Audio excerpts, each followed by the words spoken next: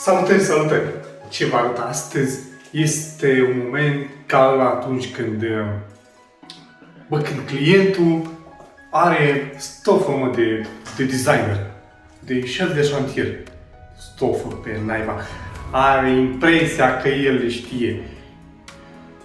Vă arăt aici, l-am trimis după var, du-te, am 5 kg de var de la San Marco, pentru că cu 5 kg termină o cameră întreagă. Și el va veni cu apă cu colorant alimentar, de pe la... Păi ești nebun. El a văzut clientul meu lucrările mele pe YouTube, pe internet, peste tot pe unde sunt eu apărut pe acolo și m-a vrut pe mine. M-a vrut că fac lucrări frumoase, de calitate. Dar n-ai mai cum să faci lucrări de calitate cu materiale proaste, dar tu ce-ți imaginezi? Imaginează-ți așa un contrast aici între calitatea unui interlocutor care costă 25 de euro cu calitatea unui lavabil pe perete care costă găleata 25 de euro. What the fuck? Ce e asta? Băi, dar... Să vedeți ce culori am ales aici. Dacă lași ușile deschise și te doare capul, să treci așa dintr-o cameră într-alta, te doare capul, ce culori sunt. Șochează privirea, ochii, doare nervul la ocular acolo. Ideea este în felul următor.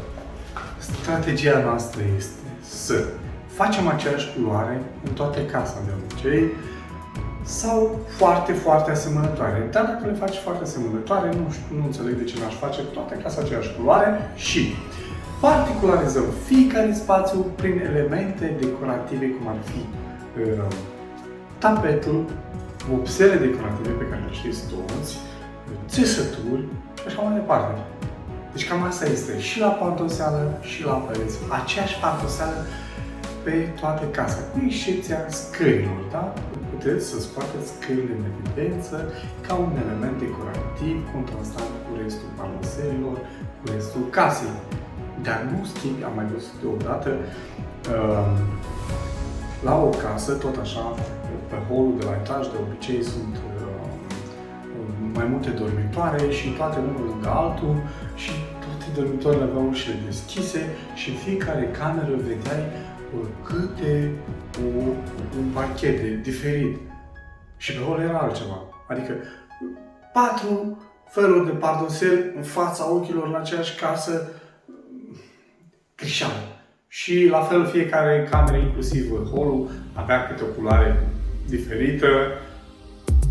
Asta este o greșeală în designul interior. Deci, dragilor, nu faceți și voi greșeala asta și haideți să vă arăt și cum arată așa, cum le puteți vedea prin cameră. Aici avem deja un verde. Verdele e frumos, dar acolo depinde unde îl pui și ce tonalitate are. Dar haideți să vedeți cu ochii voștri.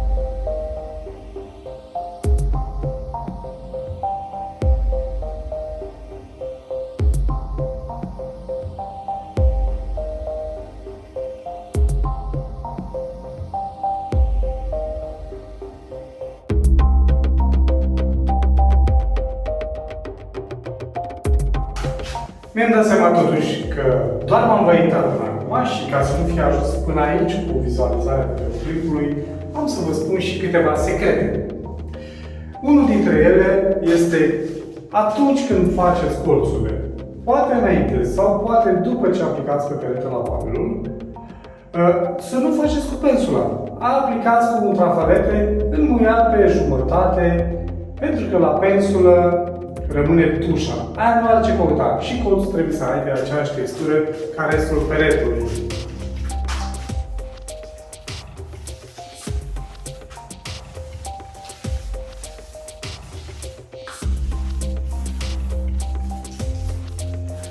Mai ales cum am văzut eu odată la niște băieți, lucrau niște rame pe perete și aplicau la lavabil și dădeau pensul așa printre ele. Nu e normal. Total greșit.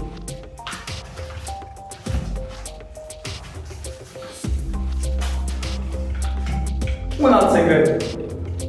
Atunci când aplici lavabilul este în momentul când aplici, trebuie să ții toate ușile și ferestrele închise. Nu trebuie să circule aer, pentru că zvântă fiecare urmă de trafalete și atunci se creează umbrele. Sunt câteva branduri care au și lavabile cu teflon. Practic asta face teflonul. În afară de faptul că îl ștergi mult mai ușor, el creează acolo o peliculă care întârzie uscarea și se usucă tot odată. Practic, la urmă, arată ca o peliculă uniformă, fără umbre când te uiți așa razant pe el. Cel mai adesea se văd la lavabilul alb, pentru că conține oxizi albi, ceea ce accentuează umbrele și absorbe mai repede. Trafaletele la verde am dat o cameră cu el, am aplicat într-o cameră lavabilă și mi s-a părut mie că am încercat să mai dau o cameră cu el și e ciudat la păr. După aia am citit pe găleată. Și ca atunci când cumperi salamul ăla din alimentare și citești pe el ce ingrediente are, așa e și lavabilul ăsta. Te doare cap. Nu știu de ce, dar m-am apucat să citesc, cred că n-au sărit în ochii mare când văd atâtea chestii într-un lavabil, atâtea avertizări. Și le-am simțit pe pielea mea că, lăsând ușa închisă să mi se usuce ceva totodată frumos, mă doare capul. Și mă termină capul. Și trafaletele s-au stricat, trafaleți cu care, fără să fac vreo glumă, am aplicat lavabilul și în două case cu un singur trafalete. Aici este al doilea, mai am un lucru, unul deja terminat, 3 trafalete într-o cameră, într-o casă. Nu se poate, ceva aia și ciudat. Și încă un secret este că atunci când aplicați lavabilul la plafoane, indiferent cât de jăvii și perfect sunt pereți, este posibil să mai sară câte un strop de vas pe pereți. Aplicați mai întâi plafoanele și după aia pereți. Ideea este când aplici pe perete lavabil, controlează. Sau mai degrabă, după ce ai terminat plafonul, controlează să vezi dacă au sărit strop de pereți. Este mai ușor atunci când el încă nu s-a uscat să-l razi un pic decât după ce s-a întărit pe perete. Acel strop, în momentul când îl pureți după ce s-a întărit, rupe gletul cu totul. Dacă nu îl pureți, el este nasol pentru că se vede.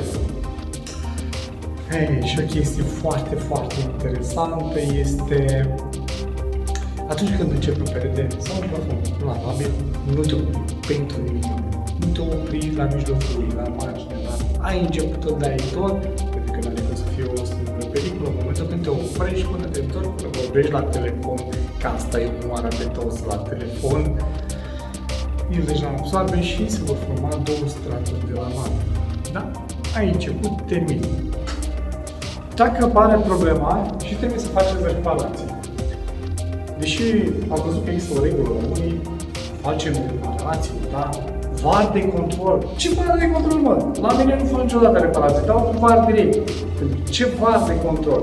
Și totuși, dacă apar situații în care trebuie să reparați pentru că ați lovit peretele sau chiar v-ați scăpat ceva, folosiți VAR la culoare amestecată cu gel. VAR-ul pe VAR are o aperență mult mai bună și nu se exfoliază. Atenție! Faceți reparații doar după primul strat de lavabil, nu după al doilea și nici înainte. După mulți ani de lucru cu lavabile de top, iată am aplicat și un lavabil slab. Mi-a încălcat pe inimă, după o discuție nu prea veselă cu clientul, am zis, mă, hai să fie. De ce nu? E tot o lavabilă. Am văzut clar diferențele între ce înseamnă un var prost și unul de top. Nu faceți aceeași greșeală, nu mai lucrați cu mărci de calitate slabă. Dacă vreți calitate, bineînțeles. Clientul și-a asumat ce a cumpărat în detrimentul economisirii în detrimentul muncii noastre, da, și a calității slabe a pereților, ai economisit ceva mărunțiș și asta este. De unde și vorba românească care circulă printre noi, alegeți un profesionist ca să economisești bani. Dar trebuie să-l și asculți. Eu mă duc să revin, mă doare capul de nu mai pot, de la, cred că l-am luat de la alimentară la babulă, sau nu știu de unde. Ne vedem data viitoare când mai revin. V-am pupat pe toți!